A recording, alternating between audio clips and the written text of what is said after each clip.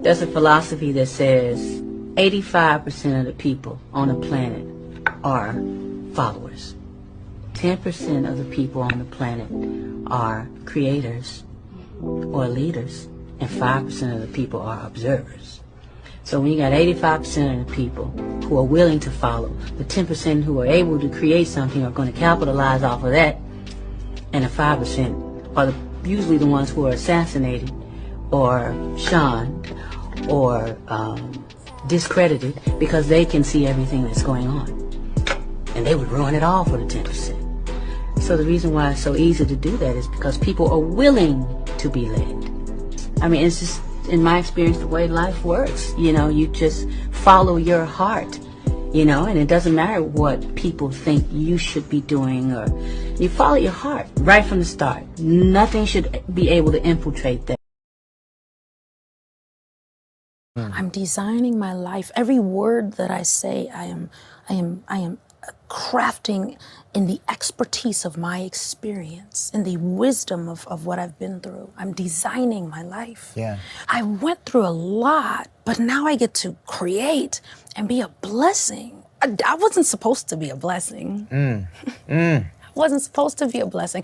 I was supposed to die. I was supposed to give up. I wasn't supposed to learn anything. Yes. I wasn't supposed to get dressed again. I wasn't supposed to do my hair again. I wasn't supposed to put no lip gloss. And I'm putting on lip gloss. I'm meticulous about it. I choose each color meticulously. That's what my life is now. I am an artist. Definitely never, ever give up. I don't think that there's such thing as a wrong door. Like, even those that are wrong, allegedly, are leading you somewhere. They're teaching you about what you really want, what you don't want, who you want to connect with, who you don't, you know? So just, you know, keep being on a journey and keep being a student and keep growing. We get stuck in these situations where we're seeking the approval of someone for our self-esteem. Yes. Self-esteem is about yourself, right? Absolutely. But we start looking to other people for our self-esteem, and, you know, sometimes we find ourselves looking in broken mirrors to get a reflection of ourselves, right? And the greatest tragedy is when you look into a broken mirror to see if you're pretty, right? And you're gonna let that person tell you about your inner qualities. And the greatest tragedy is when you look in a broken mirror and you're gonna change your face to try to look good in a broken mirror. Don't talk about what you're gonna do. Don't just dream about what you're gonna do. Don't criticize somebody else for what they're not doing. You be it. Be about it. Be about that action and go do it.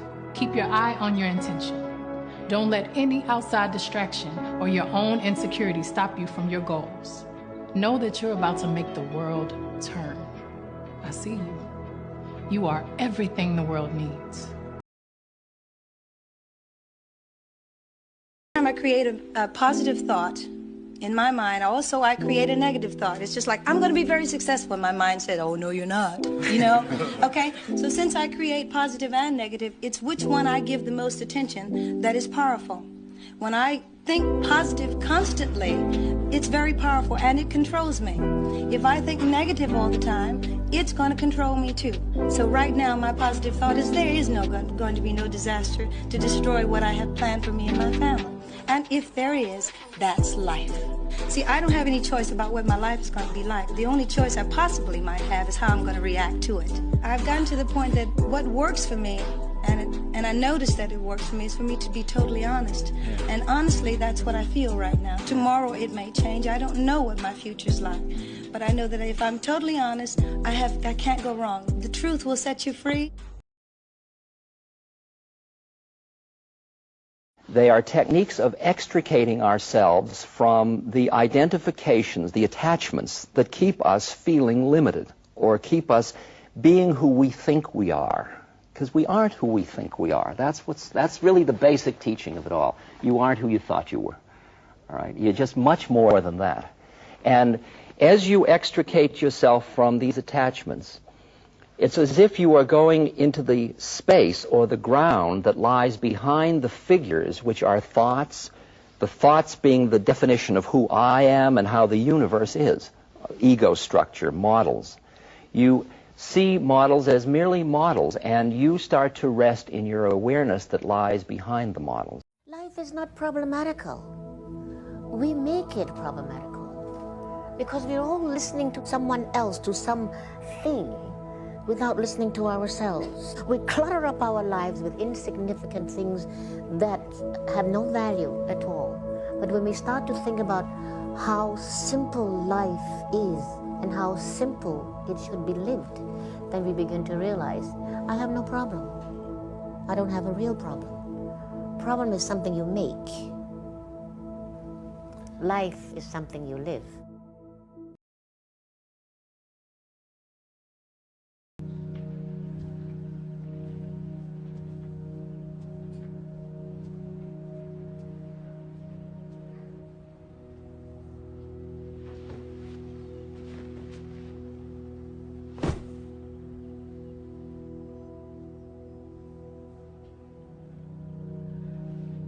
You're no failure.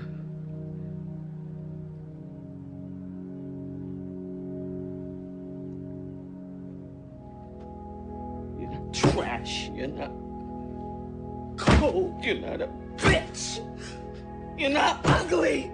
You're not disgusting. You're not a slut. You're not dirty. You're not spoiled. You're not a monster. You deserve to be left and judged and stomped. You deserve to be free! I want out! I want out! Forgive yourself, Annalise! Forgive yourself, Annalise! Because I forgive you! I forgive you! I forgive you! I forgive you! I forgive you! I forgive you! I forgive you! I forgive you!